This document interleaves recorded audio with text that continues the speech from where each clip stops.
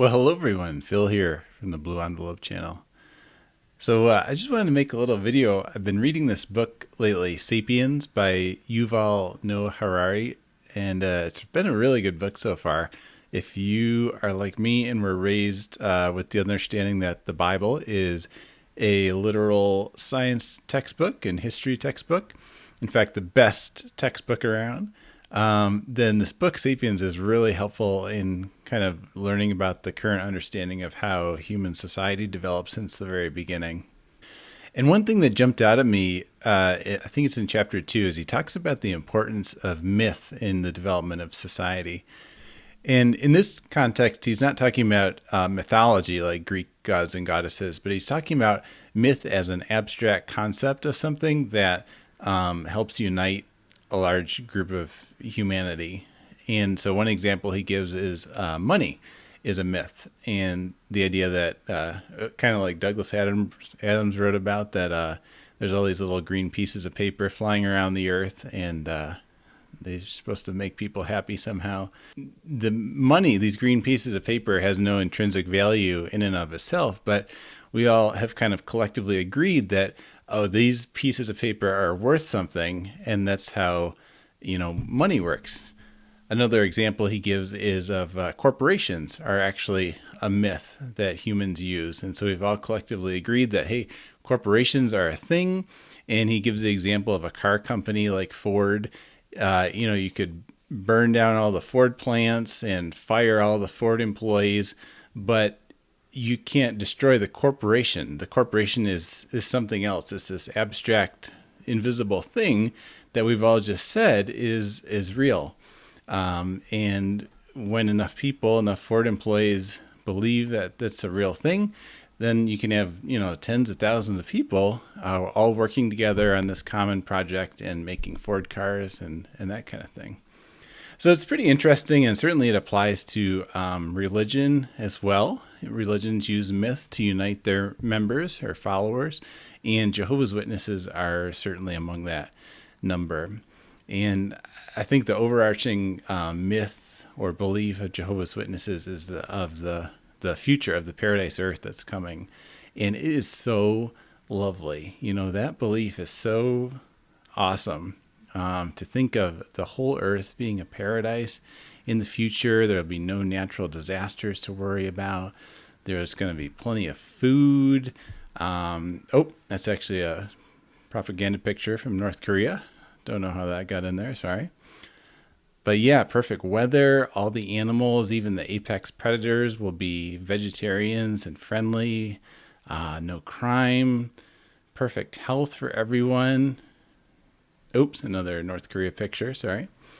The resurrection, where we'll get to see all our loved ones that have died again and get to live with them. It's just so awesome. I mean, I've been out of Jehovah's Witnesses probably almost 10 years now, and even today, that concept is still so attractive. I would love it to be true so badly. I wanted it to be you. I wanted it to be you so badly. And I think it's probably this belief, this myth, more than anything else that moves most people to join Jehovah's Witnesses. And then once they're joined, to keep them in the religion, even if a lot of the other parts of the religion become unattractive to people, there's that paradise hope and that resurrection hope that really keeps people locked in a lot longer than they might otherwise have done. And the thing is, the myth is just so attractive, so beautiful and seductive that we become willing to sacrifice a lot to be able to attain it. I mean, you think about when a new iPhone comes out, and there's some people that will wait outside the store in the outside weather for days to be able to get their hands on the new iPhone first. And that is for some electronic doodad that is slightly better than the old one and will be replaced 12 months later by a slightly better electronic doodad. And that's what people are willing to sacrifice for that. Now, let's imagine a pharmaceutical company comes out with a pill or a shot that you get it and you are guaranteed to never catch COVID again for the rest of your life. You could walk through a crowd of infected, contagious COVID patients, and you'd never have to worry about catching it. What would that be worth to people? Would it be worth $1,000 for that treatment? 10 grand? $1 million? What did they ask for? Whatever it is, they can have it. They want your case of Wonka bars.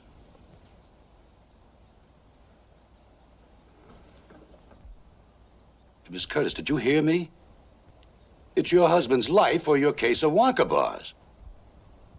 How long will they give me to think it over? And that's to eliminate the possibility of catching one single virus. Now imagine, what if there was something you could do to eliminate getting sick from everything for the rest of your life? Something like that would literally be priceless. You would have billionaires lining up to get that. What did it cost? Everything. So if you grew up believing that Jehovah's Witnesses could give that to you, well, I mean, what is a little sacrifice or a little pain right now to get that? It makes me think back on one of my early jobs. We didn't have health insurance, but one thing we had was you could sign up for Aflac supplemental insurance. And Aflac is pretty interesting. You can actually, it's not health insurance per se, but they just pay you cash for medical problems. And there was like a price list. And, if you got a finger amputated, that was $3,000. And if you lost a foot, that was 10 grand, that kind of thing. It's kind of crazy thinking about it now. But I mean, after a while, I wasn't making very much. And I'd look at that list and like, well, do I really need all 10 of my fingers? I could get by with one less for 3 or 4 grand. Come on. So that is kind of the dark side of the myth. We talked about the upside, how awesome the myth is, but it has a dark side in that what pain are witnesses willing to endure to get a firm hold on that real life? And what pain are they willing to cause others to go through to make sure that that person gets to paradise in one piece? And so you've got parents that are totally willing to hard shun their children to make them come back to the organization. You've got elders that absolutely will not report child sexual abuse to the authorities unless they're 100% required to by the law, because if they don't report it, then the organization maintains its outwardly clean appearance to outsiders, which may attract some people to become witnesses, and that will ensure their entry into paradise.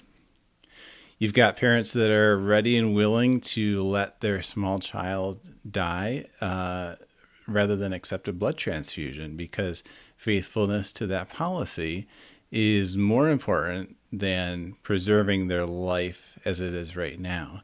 And faithfulness to that policy is what will get them into the new system. You've got those taking the lead in the organization who maintain that being openly LGBTQ is absolutely unacceptable, because the Bible says that those practicing such things won't inherit the kingdom.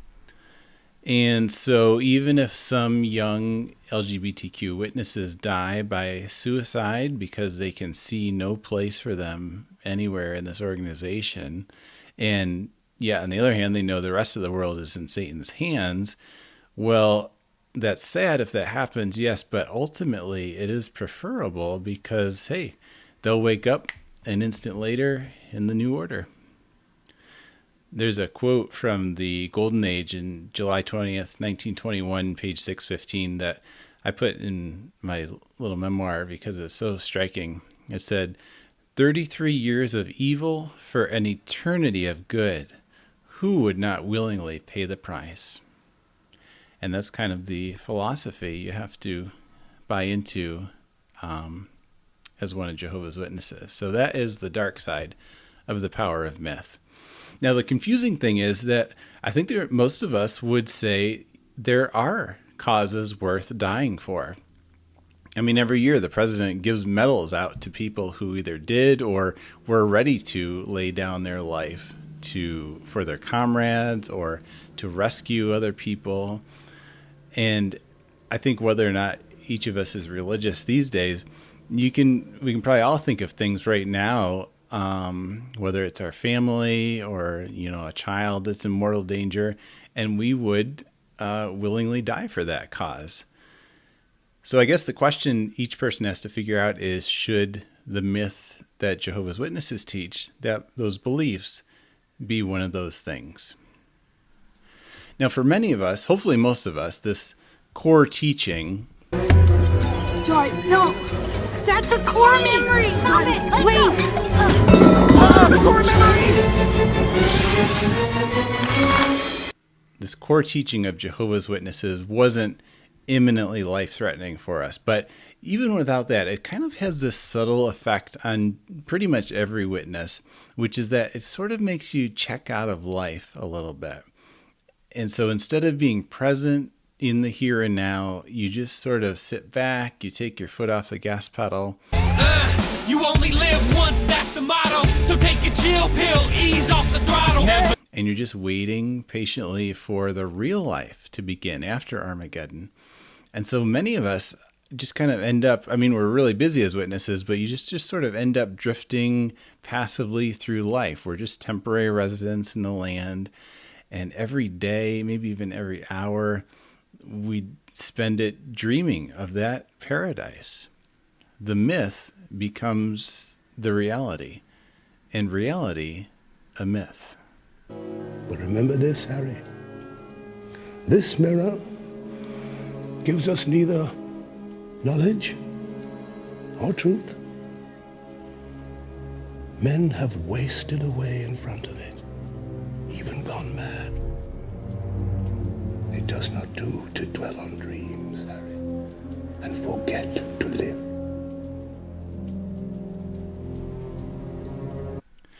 Now, a bit like the movie Inception, we can take this idea of myth one layer deeper. So in order to make talks and assemblies more interesting, the organization, the speakers, will create these mythical witness characters, and then they'll script video scenarios for them to go through. Now, these characters are completely fictional, but the speakers talk about these non-existent witnesses as though they're completely real, as though they're in a congregation nearby. Some of these characters even have recurring bits on JW broadcasting episodes, kind of like a spiritual soap opera. And the speakers will invite the audience to consider the feelings and the struggles of these characters and to think about how we can imitate their imaginary faith. Did you notice how the elder made a decision based on his faith? With his eyes of faith, he could see the blessings that he and his family would enjoy if they attended the convention together. Did you notice how our brother acted in faith? Our brother imagined what could happen to his daughter if she lost her spirituality and adopted the lifestyle of the world. What he saw really scared him. He immediately turned off the TV and joined his daughter for family worship. Did you notice this brother's violence reaction plan? His faith in God's promises helped him to look to Jehovah for security instead of a gun. He realized he was not the first to face a violent world and made the firm decision to imitate the faith of Enoch. So now, prior to a violent confrontation, what can we do to be sure our reaction plan will be pleasing to Jehovah?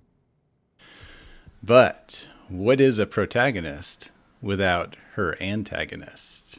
This brings us to the third level of Inception.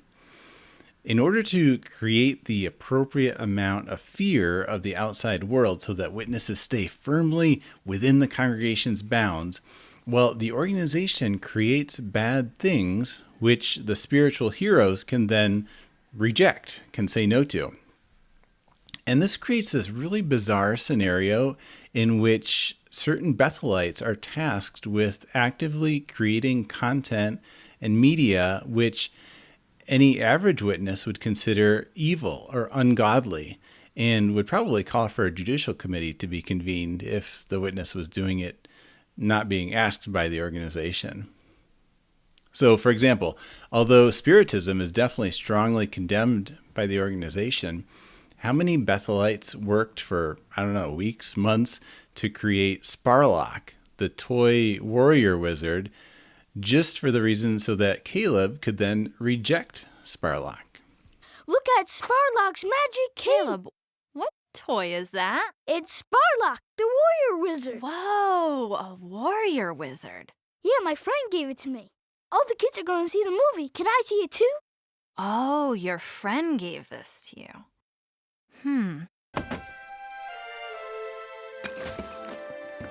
Although premarital sex is absolutely forbidden, how many witnesses have been assigned by the organization to write screenplays with sex scenes in them?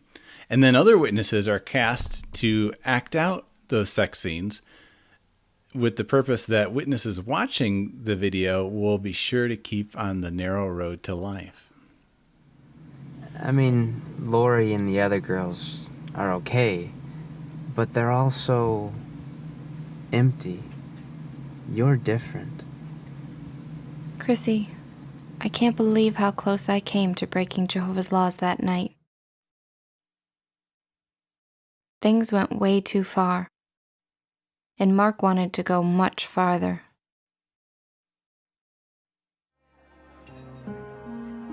For the first time in my life, I could just do what I wanted. It wasn't long before our relationship became intimate. I felt guilt at first, but after a while, it just seemed that this is what two people who love each other do. And I was willing to give up everything for him. Everything.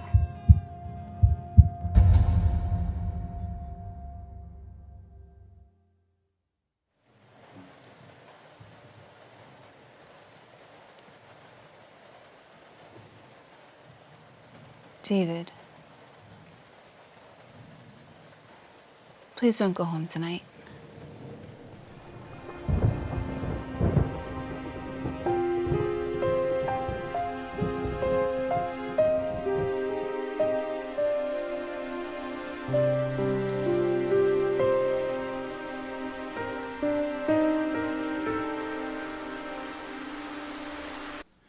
Although rap music is condemned by the organization, the same organization also commissioned witnesses to write a rap song and then produce a music video to go with the rap song to illustrate what worldly people do. Jake? Nah. Brett. Okay, Brett. Now, As I got to know Lori, my opinion of her began to change. I never would have guessed that we had so much in common. Thanks. These are great pictures. Who's this? When we think about the videos the Society's made and magazine covers that have been used over the years, we can be sure that the prop room at the Mount Ebo facility doesn't just have long robes and fake beards on its shelves. It also must have Christmas trees, Santa Claus costumes, skimpy miniskirts, a wide array of knives, handguns, semi-automatic rifles, crosses in all sizes, a pack of tarot cards, crystal ball, Easter eggs, Halloween decorations, packs of cigarettes, and of course a very impressive variety of liquor bottles. How odd would it be to be the Bethelite assigned to use some of the money donated by witnesses for the worldwide work to go down to Target and use some of those funds to buy a bunch of Christmas decorations? Until now, you have become the very thing you swore to destroy. Of course, Jehovah's Witnesses are definitely not alone in their myth that can go 3 layers deep like that. Other mass movements are the same, whether it's religious, military, political, ideological. I had to check some of these video clips to make sure they weren't actually from the Mormon church, because their productions are so similar. I guess if I had to sum up the beliefs, the myth of Jehovah's Witness teaching in a single person, I would have to turn to my favorite current governing body member, Anthony Morris. I guess that's partly because we know so much of his backstory, maybe more than any other governing body member. You know, after he returned from the Vietnam War, he writes that he just wanted so much for the world to make sense again. He had been trained to heal people, to help them, and then what he got instead in Vietnam was just this unending stream of carnage and horror. And then when he got back here, the witnesses had this message that very soon young men would never have to fight and die in wars ever again, because the earth would become this paradise of peace. Probably, they were saying, in just the next few years, in the 70s there.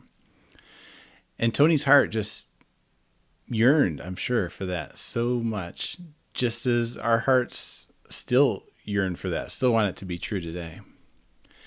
And the thing was that in 1971, it was almost impossible to fact check what he would have been learning in the Truth Book. And so he joined the witnesses and set out to become, the best witness he could be.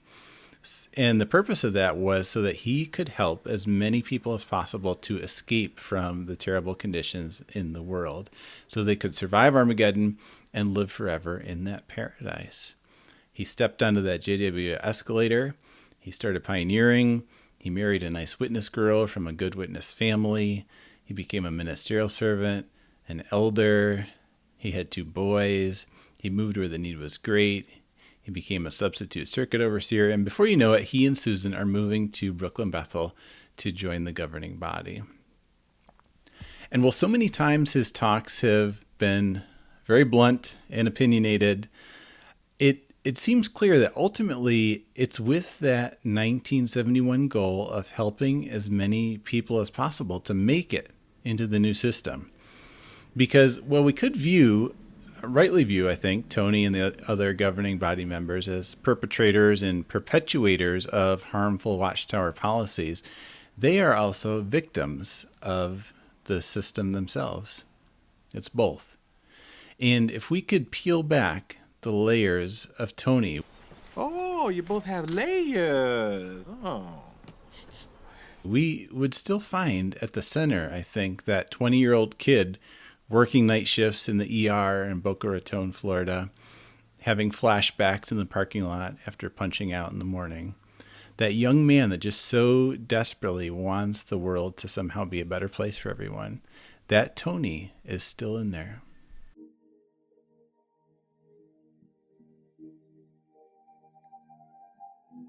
Oh, there you are, Peter. And just like in a hospital, sometimes you have to cause pain to ultimately heal someone. And so, if a little harm is done right now from Watchtower policies, or feelings get hurt from what is said in a talk, well, hey, the goal is saving lives. We're not messing around here. And, maybe even a few people die from refusing blood transfusions, or there's those few LGBTQ kids that die from suicide because there's no place for them in their religion.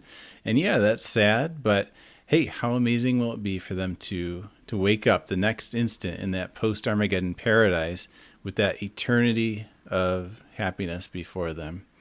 Again, that quote from the Golden Age, 33 years of evil for an eternity of good. Who would not willingly pay the price? This myth of the beliefs of Jehovah's Witnesses, this myth is so entrancing, so persuasive, that it has moved millions of witnesses over the years to dedicate decades of their lives to the movement. It's affected where they live, the jobs they work, whether or not they have children, how they spend their money, and their vacation time. But it's no longer 1971.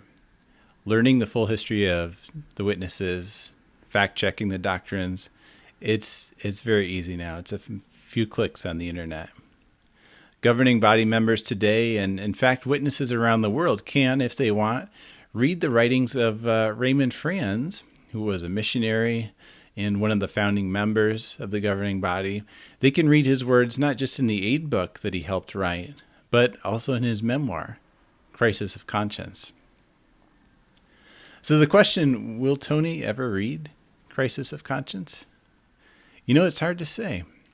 That sunk cost fallacy gets more and more powerful the longer you're in the organization and the higher up you ascend. But I like to think that maybe he will one day. I think maybe it's because it gives me hope that perhaps my own family will read it someday. I don't know, perhaps it's just wishful thinking. But perhaps it's not. Perhaps, perhaps, perhaps. Perhaps, perhaps, perhaps. Quizás, quizás, quizás, quizás. What about you? Is there someone else? No. No. But there is the dream of someone else.